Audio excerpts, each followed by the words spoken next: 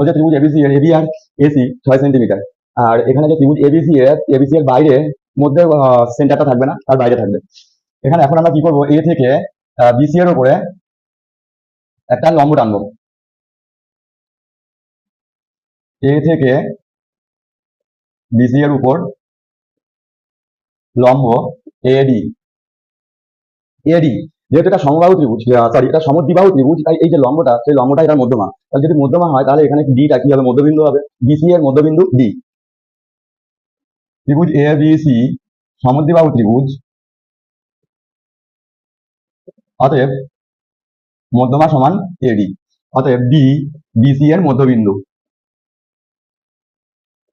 তার মানে দাঁড়াচ্ছে BD equals to CD equals to x centimetre. এটা আমি ধরে নিচ্ছি, ধরি, এটা ধরছি। এখন এটা যদি এর উপরে লম্ব হয় এবং এটা যদি এটার সঙ্গে সমান হয়, তার মানে বিডি আর এই বিডি আর ডিসি যদি সমান হয়, তাহলে আমি বলতে, আর এখান থেকে ডিও যদি যুক্ত করি, ও কমা ডি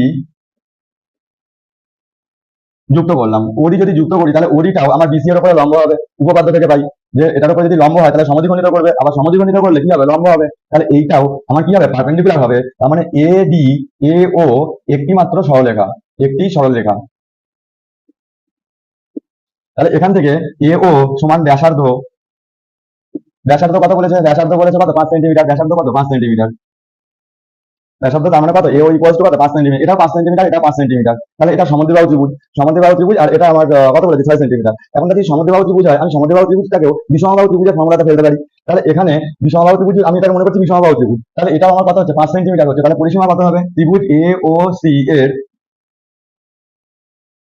পরিসীমা, পরিসীমা তাহলে কত হবে, 5 যোগ 16 সেন্টিমিটার। তাহলে কত হচ্ছে, 16 সেন্টিমিটার। তাহলে অর্ধ পরিসীমা,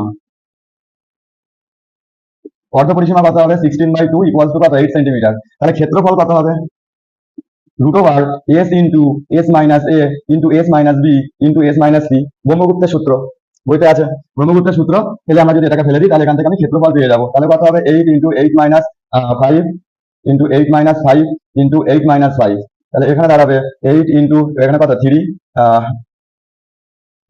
3 আর 8 থেকে 6 যাবে, এটা 6।